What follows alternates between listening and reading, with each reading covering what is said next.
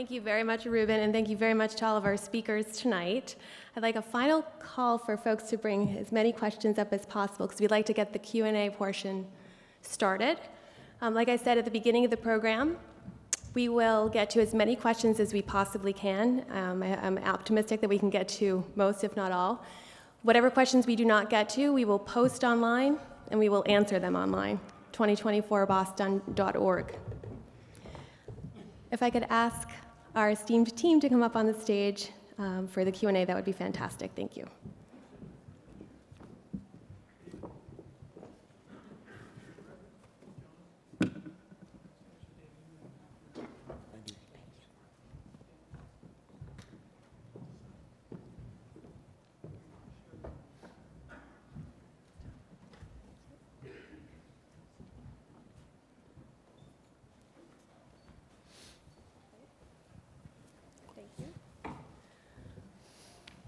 I'm just going to start randomly.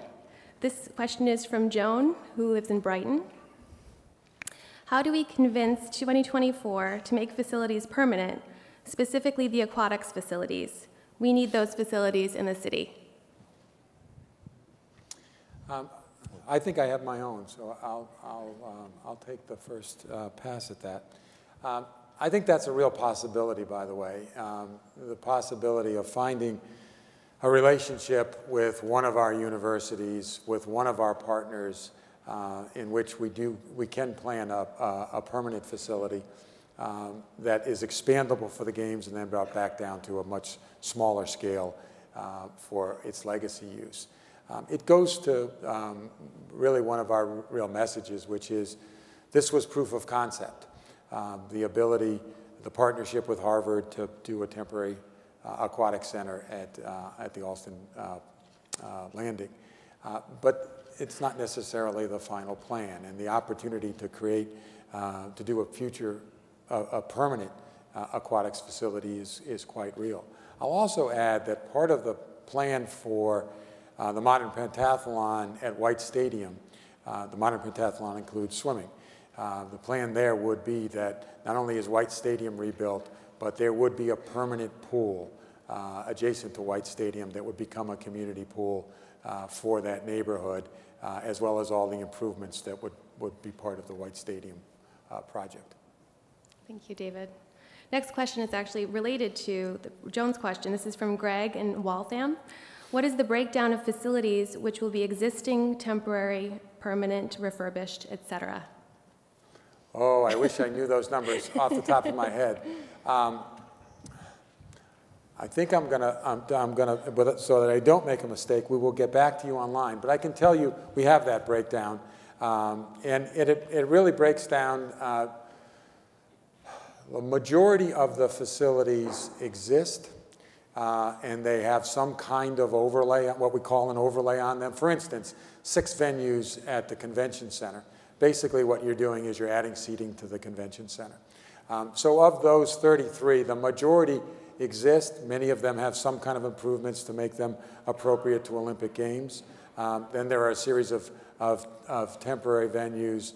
And then we're hopeful that there are several venues, like I just mentioned, around aquatics, that are what the Olympics call planned venues, so that we are in partnership with somebody who's planning a venue that's a permanent, that will become a permanent facility. But if you think about Gillette Stadium, TD Garden, the Convention Center, Harvard Stadium, McGuinness Arena, there are a number of existing facilities. But we'll get back to you with the actual count of each of those categories. Great. This question is from Anonymous. Boston already struggles with traffic congestion. How do you propose altering our current infrastructure to enable Boston ease of commerce while these substantial construction projects progress? I'm sorry. Would you read that one more time? Sure. Boston already struggles with traffic congestion. How do you propose altering our current infrastructure to enable Boston ease of commerce while the substantial construction projects progress? There is a lot of planning around the transport part of this, no doubt. And the planning we have done to date, obviously, again, is conceptual. But I can tell you that the mayor insisted that we do a lot of preliminary planning to prove out the viability and the feasibility of this plan. And so the planning for transport, I think what you're really asking is, how does the city keep working?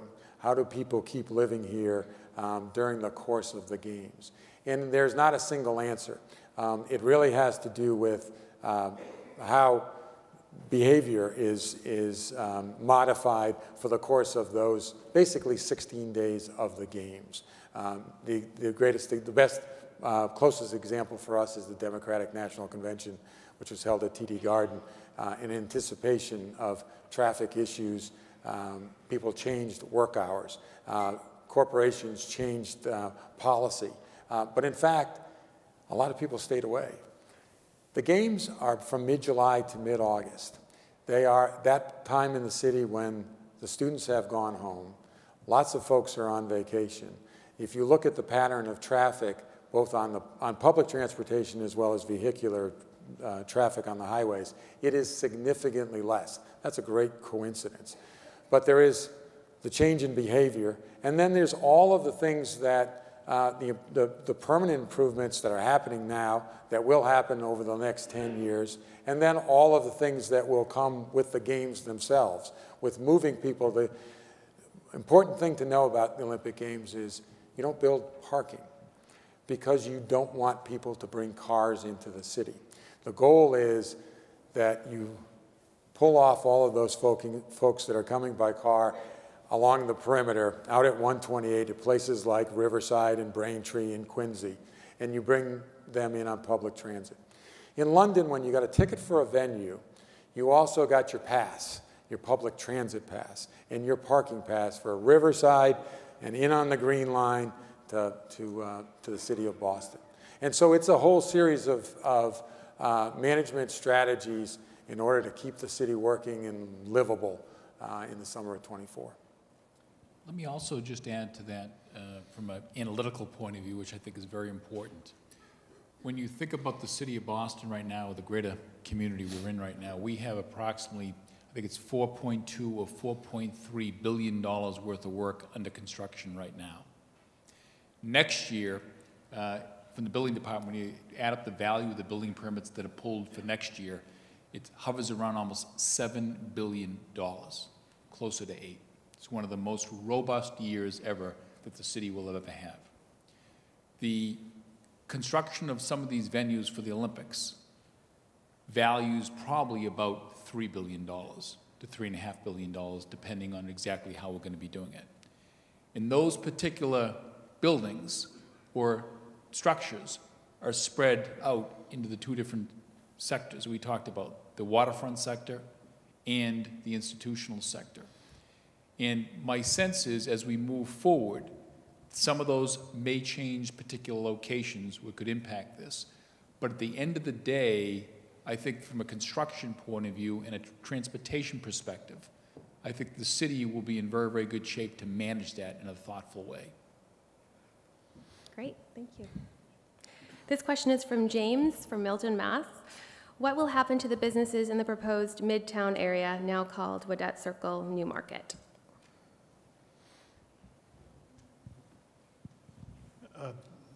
My name is Dan O'Connell. I'm the president of the 2024 effort. Most of the Midtown site is in public ownership, as was mentioned, the tow lot and the salt piles and some maintenance facilities for the T, which would potentially be consolidated elsewhere.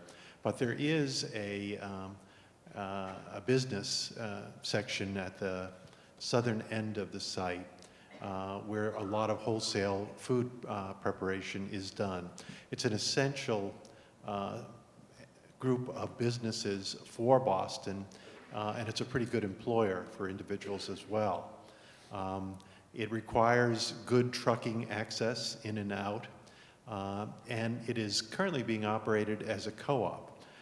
We've been approached by some real estate professionals who've worked with the co-op about its relocation. It would be an important part of that overall Midtown site.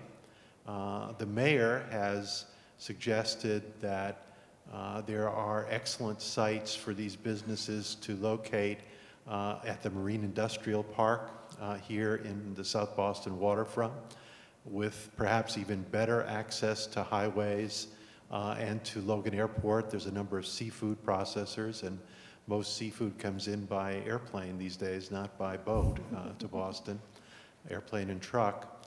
So if we move forward with that site as the stadium location, we would work with the food co-op to provide relocation. That relocation would be at the expense of the 2024 operating budget. And we would try to ensure that no jobs were lost in that effort. The guiding principles that we've operated on as we've looked at this proof of concept plan is, one, not to impact a single housing unit in the city of Boston. We don't have enough housing as it is, and we don't want the Olympics and the Olympic 2024 effort to have any adverse impact on housing. In fact, we're looking for modular housing at the village that will help create the new units, the new transit-oriented development that the mayor's called for. And we're looking to create jobs, not to lose jobs. There are about 70,000 jobs in and around the games for several years. That does not include a large number of construction jobs and the kind of training and apprenticeship programs that that will bring. And then legacy jobs in the travel and tourism industry, which have been a key part of the London legacy. Thanks very much, Dan. This question is from Joe in Weston, Mass. How will local, city, and town municipal costs be offset by Olympic Games revenues?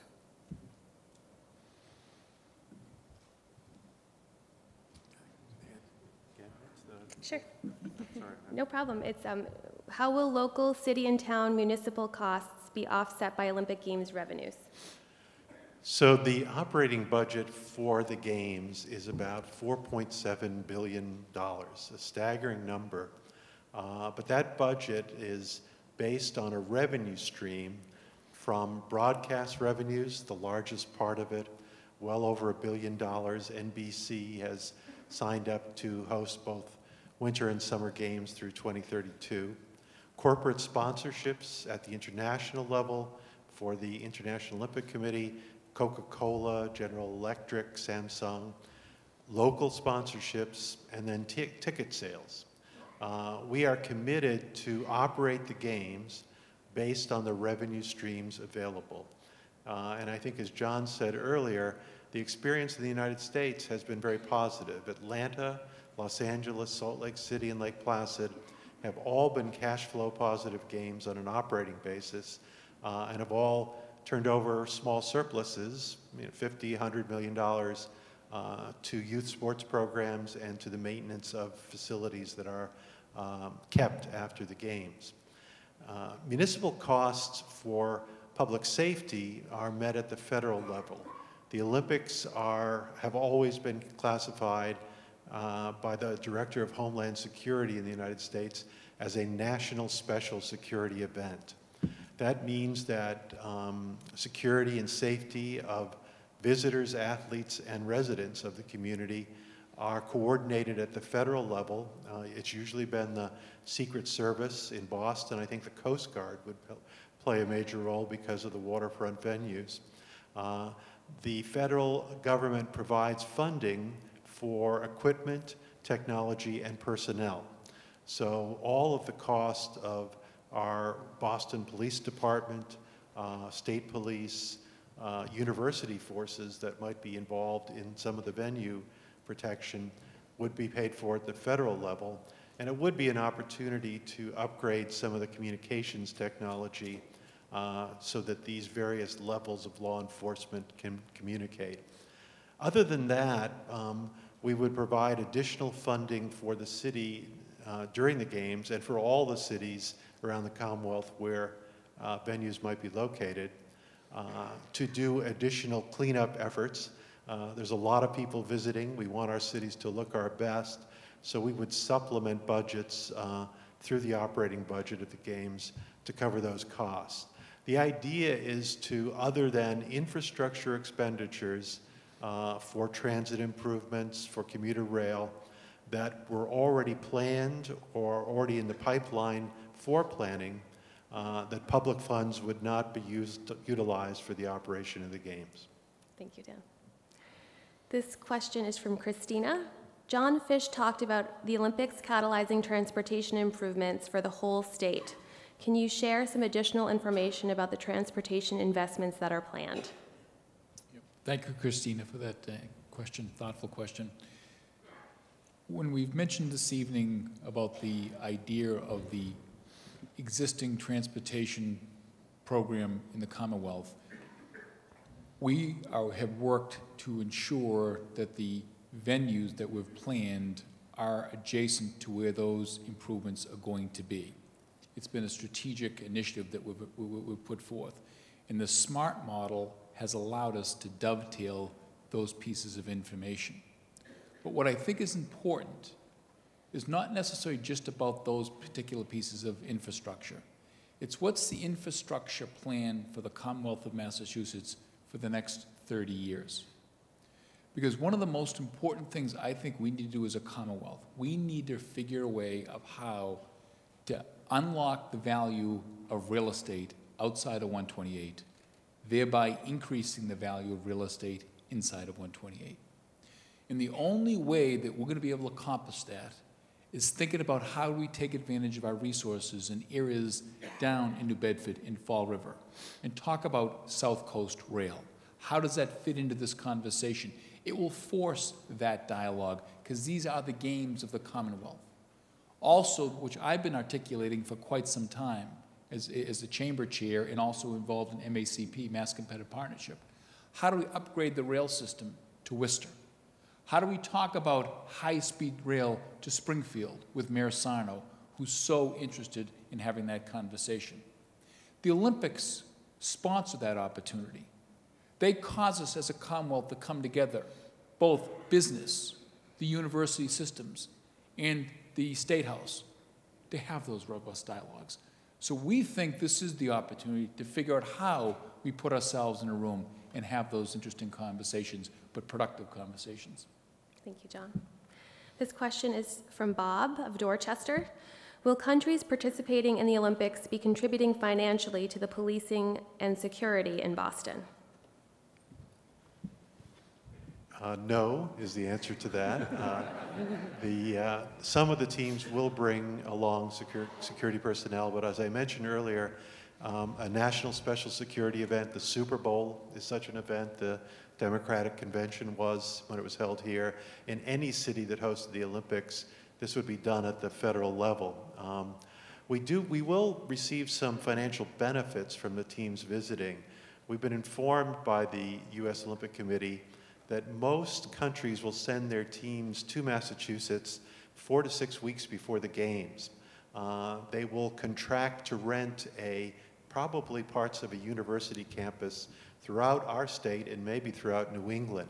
They'll be looking for air-conditioned dorms and playing fields adjacent to them, because national teams come together literally weeks before the games begin, and this is an acclimatization for them. So we're anticipating somewhere between 50 to 75 campuses throughout the state will be the homes for these teams when they arrive, and then they'll move into the Olympic Village as the games begin. As John said, this really has to be a Commonwealth Games and even a New England Games. Higher speed rail is critical. In Springfield, we have the Basketball Hall of Fame. We'd love to see some preliminary rounds of basketball. Many of you may not know, I did not know, that Holyoke is the home of the Volleyball Hall of Fame, International Volleyball Hall of Fame, and we would certainly want to do some events there. Lowell is, as we said, the site of rowing on the Merrimack River. It was a sad day when we learned that the Charles does not meet the Olympic specs. The distance between the Mass Ave Bridge and the Longfellow Bridge is a little too close for the lanes, the course, and the runout areas. The Merrimack has a great stretch up there that can accommodate it. And also we're talking about boxing happening in Lowell. They've made a very strong case for it. the home of Mickey Ward. The origin of the Golden Gloves is in Lowell. So Songus Arena might be that location. So we see statewide benefits. We're certainly looking at alternative sailing locations on the South Coast, and I'm sure there'll be more of that. We want a compact games, a walkable games, but we won't be able to fit all the venues into the Boston area, and we're hoping that the state as a whole can benefit from the Olympic effort. Thank you, Dan. This question is from Jonathan of Boston. What are the plans for Widett Circle site post-stadium? We have thought, obviously, about the investment that's being made in that part of the city and how to really take advantage of that. And so the opportunity is to create almost a new neighborhood, a neighborhood that includes residential, that includes retail, that may include office as well, include hotels, with proximity to 93, with access to the Red Line at Andrews and Broadway, within a mile of South Station. And when you think about where you want to build in the city of Boston and you think about a vision for 2030, again, it is thinking about investment in the neighborhoods, investment along those areas of transit where the big investments have already been made in the Red Line. And so the vision is that, and it's conceptual at best, but the opportunity is really think about a mix of uses. Think about proximity to downtown, being walkable to jobs, being walkable to restaurants and culture and to Fenway Park, and the opportunity to reinvent Dorchester Avenue all the way from South Station all the way south. If you know Dorchester Avenue today, it's largely single-story buildings on the west side of the street, largely surface parking, and yet in terms of its transit amenities, it may be the richest real estate opportunity in the city of Boston because of its centrality. Thank you, David. This question is from Glenn of Quincy. How will non-local volunteers be housed? We will focus on local volunteers. And you are all welcome to join that effort. In London, they recruited 75,000 volunteers. All you received for the honor was a T-shirt and a pass to the tube. In London, they made it a festival. We're going to try to go even further with jumbotrons and areas that don't require a ticket where people can participate in the games. And then we're going to run the secondary market in the tickets. We're going to ask corporate sponsors to buy ticket packages and make some available to our volunteers and to school children throughout the Commonwealth. And I think we'll have pretty good luck with that. We want to fit we want to fill every seat in every venue for every preliminary round there is for both Olympics and Paralympic events. We will not be providing housing for volunteers, but we have had some discussions with universities to provide some training for the volunteers. We really want to have the most hospitable, most knowledgeable group. So Northeastern University has led the way in putting together some materials which we would use to do a training effort with the volunteers. Just one other thing about London, the British are not we went to London and Barcelona. John led the trip to learn about those very successful games and how they transformed the cities, literally, in particular Barcelona. In London, 25,000 of those stiff upper lip British volunteers are continuing. They love their T-shirts, and they are acting as ambassadors now, almost 2 years after the games, for Britain, and are very proud of what's happened. The Queen, who gives a New Year's message each year in London, in the British Isles, referred to the Olympics as something that brought the country together. The power of sport, the power of youth, sport as the language of peace. bringing together in the opening ceremonies individuals from countries that don't even have diplomatic relations. And we would love to see that same kind of popular legacy here in the United States if we're successful in our bid for the 2024 Games. Thank you, Dan. This question is from Bob of Dorchester. Why wasn't anyone, in parentheses, residents of Boston, consulted before the Olympics were proposed?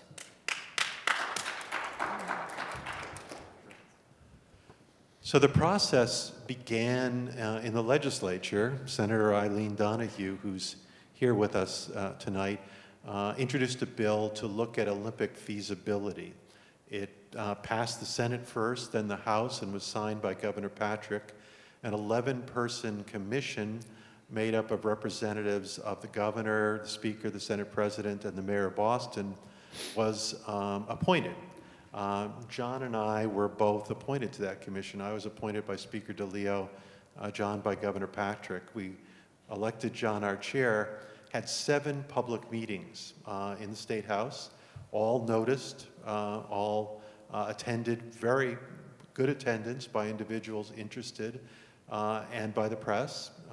We took public testimony on issues like accommodations, the involvement of public authorities like the convention center, like the airport and the Port Authority. We had representatives from London who talked about the success of those games. Ed Davis, former Boston Police Commissioner, talked about safety, welcoming people, but making sure our community and others are safe if we were to host the games. We filed a report on time and on budget. We had no budget. We all chipped in to do the printing of the report. And we filed it online at mass.gov on February 28th of 2014, one day before the deadline. It was that report, which is still up on mass.gov and has been, that recommended forming a nonprofit entity to continue exploring the feasibility, because the mandate I had from Speaker DeLeo, and I think others had the same, was no government funds to be used in the early stages in the planning of this, only infrastructure expenditures if it moved forward. That entity has been pursuing this effort. We've raised some private funds to do so. We've attended every public meeting we've been invited to. We were in a competitive process with 3 other cities, as John mentioned, Los Angeles, San Francisco, and DC. The rules of that process were set by the U.S. Olympic Committee, and those rules prevented us from disclosing certain of the information until today, when we've put it online and released it to all of you, all of the information that we filed with the USOC. This process going forward is one where we, and more importantly, Mayor Walsh, have insisted with the USOC, our partner, that it be fully transparent and public at every step of the way. This is the process in putting the bid together, starting now. The bid is due with the IOC a year from now. We've got quite a bit of time. This is our first Community Advisory Committee, Citizens Advisory Committee meeting group.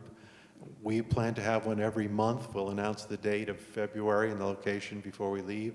The mayor has called for 9 meetings in the various neighborhoods of the city of Boston, and we're prepared to go to any community in the city, in the state of Massachusetts, that might be a host for the games or is just interested in hearing how the community might be impacted. So I guess I'd say my apologies for a process up till now, a proof of concept process, where there wasn't as much outreach as there should have been, as there might have been, but you have our pledge going forward that this will be a fully transparent process as we put the actual bid together with the USOC. Thank you, Dan.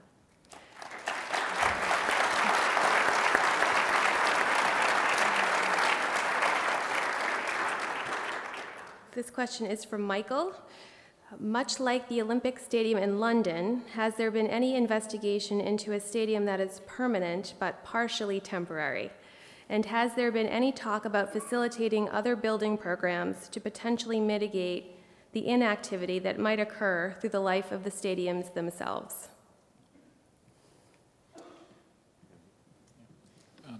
Again, that's a very good question.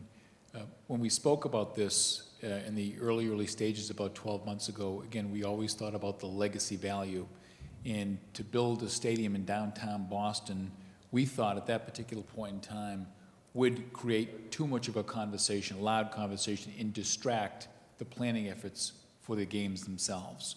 And so what we did when we looked at that Wedette Circle site, almost 80 acres of land, we knew that by reclaiming that particular site and allowing the city of Boston to go through an exhaustive planning process to decide what the community wants for that particular area for their future would be a lot more appropriate than all of a sudden rolling out a permanent stadium. And right now, I think we feel very, very strongly that even if we don't succeed in hosting these 2020 Olympic Games, I think that process is still going to go forward as it relates to the Wedette Circle site, because what we found out during the planning process, which is pretty interesting, and it's part of the legacy value of our bid to date, was when Boston was sort of formed back in the 1600s, the center of energy of Boston was really near Faneuil Hall, almost City Hall area. And as you know, Boston is 2/3 fill. And right now, when you take a look at the city as a whole, the center of energy winds up being down near that, with that Newmarket area, where Wedette Circle is. And so therefore, one of the most important areas of our community is underutilized right now. And the question in the decisions as it relates to what should be there is not for 2024 to answer. But I say that very respectfully. It's for the city of Boston, the BRA, and the community. And that's what our intent would be, to put that land back into use for those particular constituencies to comment on what they want. Thank you, John. This question is from Max of Somerville.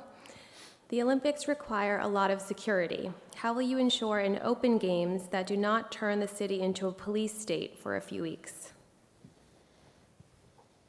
So Matt, we are, as I mentioned, we're very concerned about that. We want to welcome people to our city, to our state, but we want to make sure everyone is safe.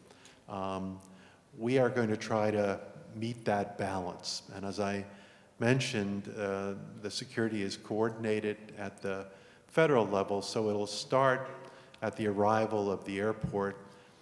Boston is one of the, Boston's Logan Airport is one of the most highly rated cities to enter from abroad. The immigration and customs people at Boston do an outstanding job, and we were one of the first pilot cities for the electronic equipment to expedite that.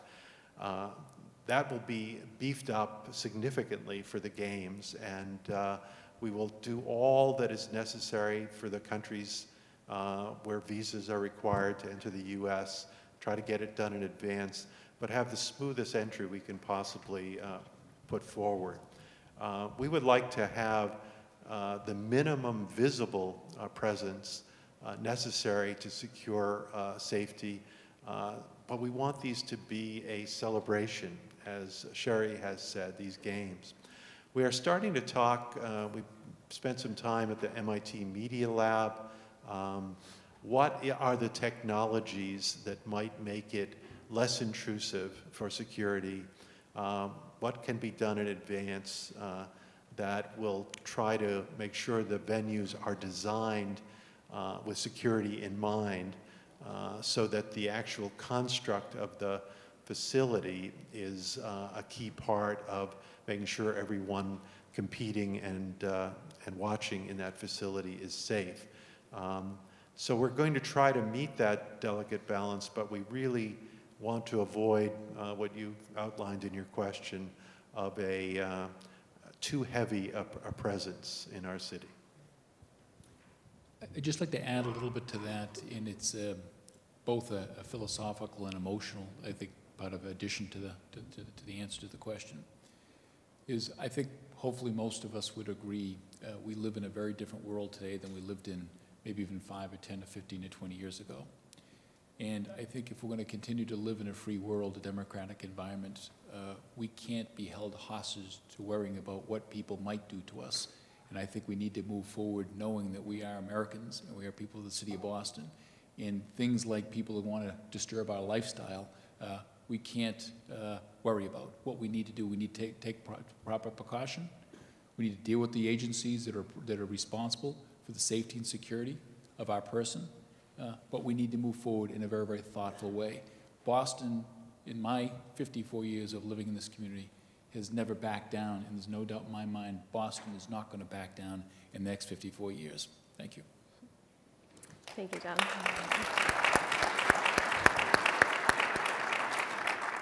This question is from David of the South End. Munich was transformed for the better after the 1972 Olympics, particularly by making roads pedestrian only, and it remains that way today. Will roads in areas of Boston be converted to pedestrian only, like Chinatown, Downtown Crossing, and the North End? Please say yes. Well, I think you gave me the answer, but I think that's again a very good question, because we're asking questions about the future of the city of Boston, and we're asking questions about what is the city going to be like in 2030, and how dependent are we going to be on the automobile, and how much more will we be dependent on being able to walk around the city. We showed you Dorchester Avenue, Olympic Boulevard as a pedestrian way in the summer of 2024. Maybe it's a pedestrian boulevard more often than that. Maybe it's a way to make more connections in and around the city. And maybe it's not just, you make a very good point, maybe it's not just in and around these venues, but in parts of the city like the North End, where really those streets really do accommodate pedestrian traffic sometimes much better than they do vehicular traffic. But it's the right kind of question. It's the kind of question is, what's our vision for the city going forward in every way possible? How we live, the quality of our life, the symbolism of forms that we build, how we take care of our public realm, those spaces we share as citizens of the city of Boston. Let's think about walkability and bikeability and livability in the city. Thank you, David. This question is from Andrea of Boston. Given the size of recent Olympic cost overruns, doesn't the $25 million insurance policy seem a little small? So there will be extensive insurance policies and guarantees and completion guarantees as part of the games as we move forward. The $25 million policy that we've put into place relates only to the bidding process, to the next 2 years before anything is built. And it's to guarantee that the city has no exposure during the bidding process, no exposure whatsoever for the city of Boston or its taxpayers, because even though we're talking about a Commonwealth Games, the structure of the bidding process requires a lead city, and that is Boston. So we at 2024 indemnified the city against any exposure during this 2-year bidding process, and then we back that up with a $25 million insurance policy naming the city as a beneficiary. If we are lucky enough, and I say lucky enough, I'm hoping you'll agree to move forward with this effort. If we are successful in the bidding process that's just begun and become the host city for the games, then we will have layers of insurance on every venue. We will insist on guaranteed maximum price contracts. We will insist upon completion guarantees. We'll have a competitive bidding process for every contract. And we'll look for surety bond backup on that as well. The city is not going to be the entity constructing or developing any of the venues. They will not play that role. The only role will be infrastructure, mainly at the state level for expenditures. But perhaps from the city perspective, I think almost definitely there will be some city land utilized alongside of university land and state-owned land for venues, and we'll pay a market rate lease for that land, for the temporary facility during the course of the games. So we've tried to structure this in the way to minimize exposure. As I said earlier, there have been some rather bad stories internationally that we've all heard with white elephants and overruns.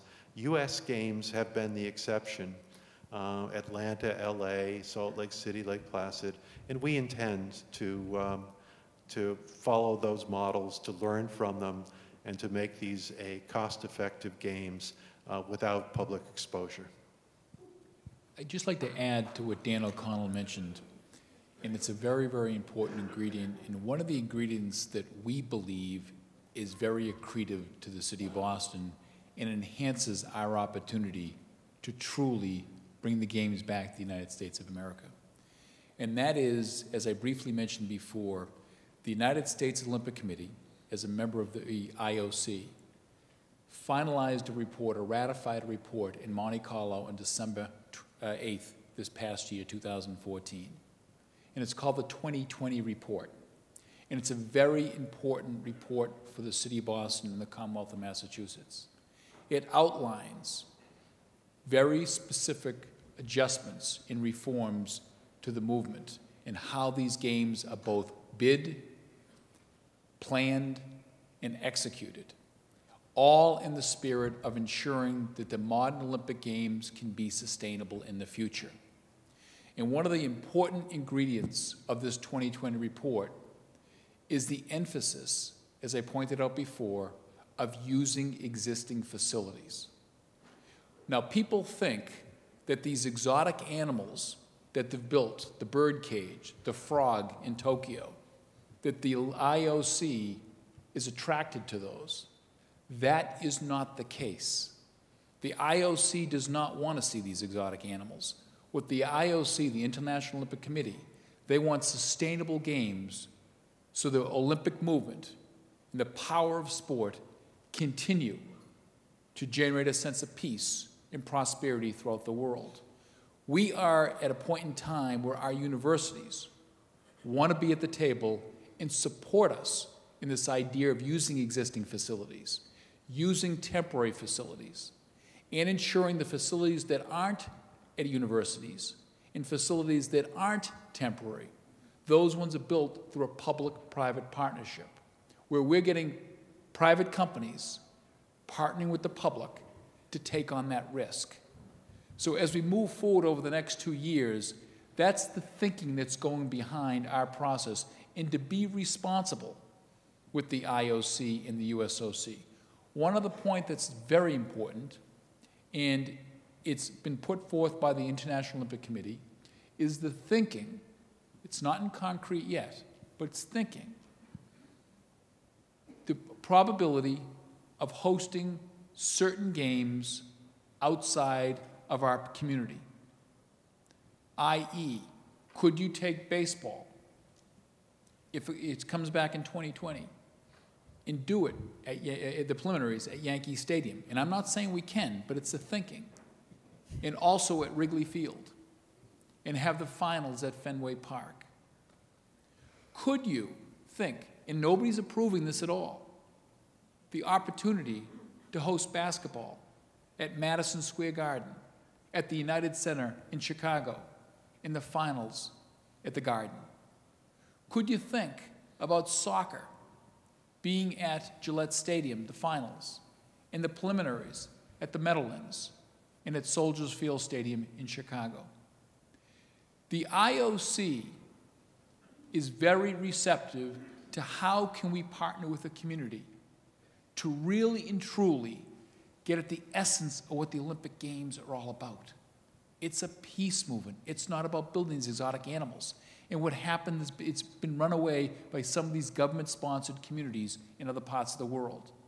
And that's why when we think about a democracy, like in America, we have the opportunity to support that agenda with the IOC in a very, very thoughtful way. Thank you. Thanks, John.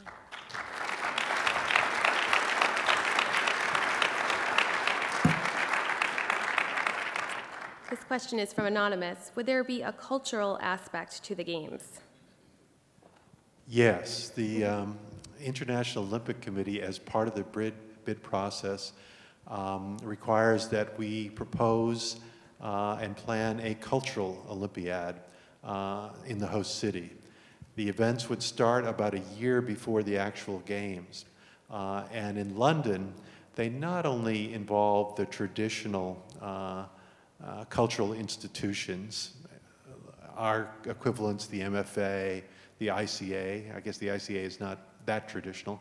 But they reached out into the communities and put on dance and other presentations that reflected the diversity of London's population, all of the ethnic communities that make up that wonderful city.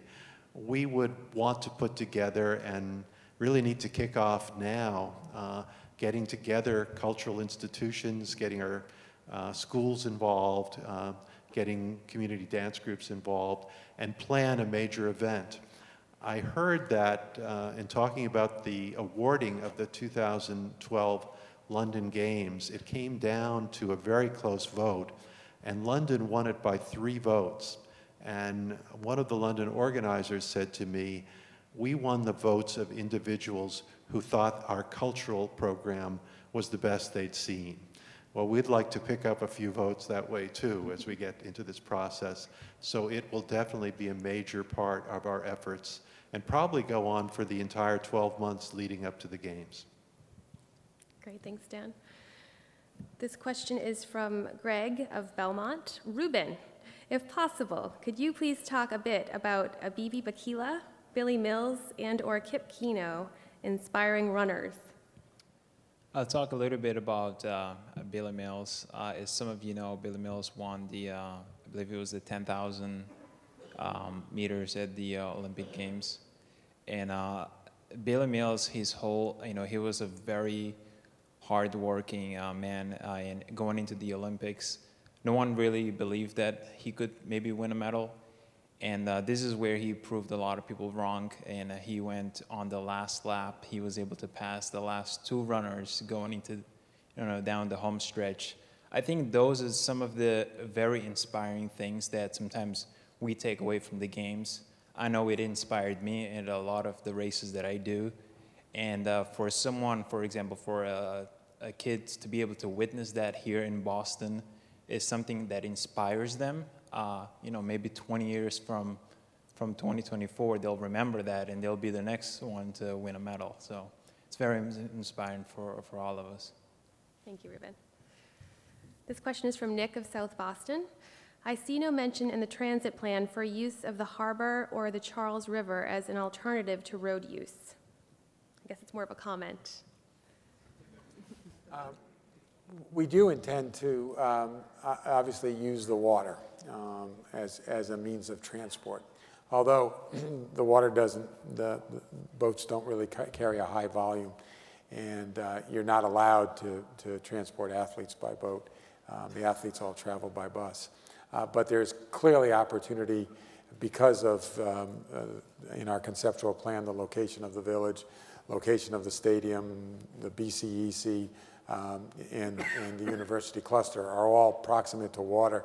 We do have the opportunity to move people around in the city by water. And maybe, again, that initiates another way of thinking about our water, that we make more use of it on a permanent basis. And there's a legacy there around the craft and around just the behavior of how people move around in the city of Boston. Great.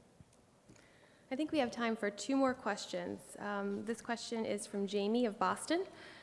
Would any properties need to be taken by eminent domain for facilities? If so, where? So our Boston 2024 committee does not have eminent domain power.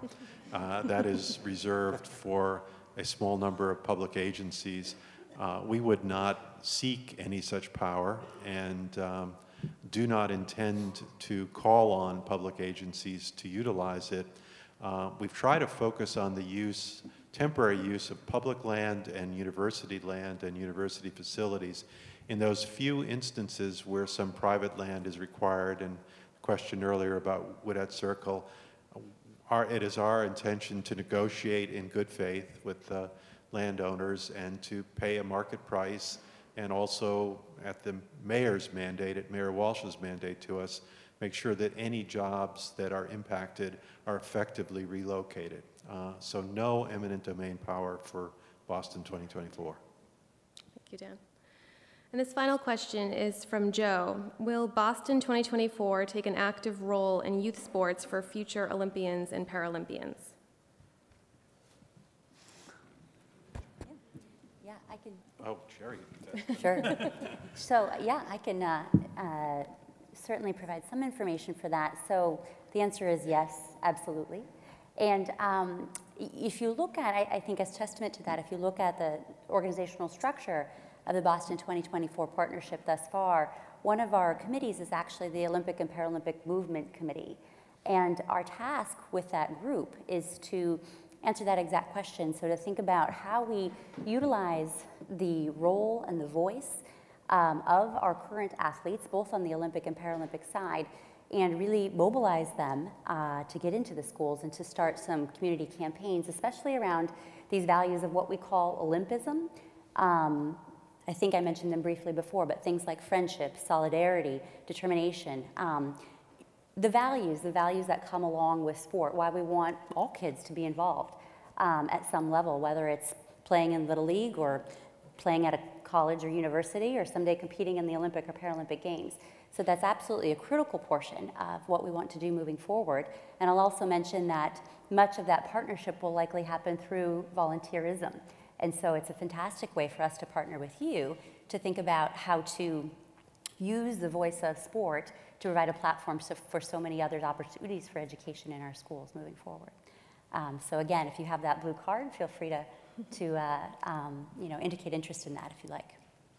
Just one thing to add, what Sherry had to say, that Dan O'Connell mentioned that there were 70,000 volunteers in London for the Games. We, as all of us are aware, has a very, very strong value and commitment to the community. There is no doubt in my mind that we can exceed that number and hopefully get well over 100,000 volunteers. And this is an opportunity for us not to wait 10 years until 2024, to start galvanizing our community about areas that really, really, really could use some support by people that have put their time, put their effort into making things better and understand the value of giving back. And we hope this process that we're going through, this bid process, can help stimulate that conversation to a very, very high degree. Thank you, John. Thank you so much, everybody, for all of your questions, and thank you to our panelists for answering them all. It's obvious that we have quite a few more. I promise you, we will be posting all of these questions online at 2024boston.org, and we will be answering all of these questions, for good or for ill. I would also like to thank all of you for coming and just let you know that the next Citizens Advisory Group meeting is on Monday, February 23rd at 6 p.m. at the Yawkey Club of Roxbury. Information for that meeting will be posted on our website as well. Please give yourselves a round of applause for participating. We look forward to working with you in the future.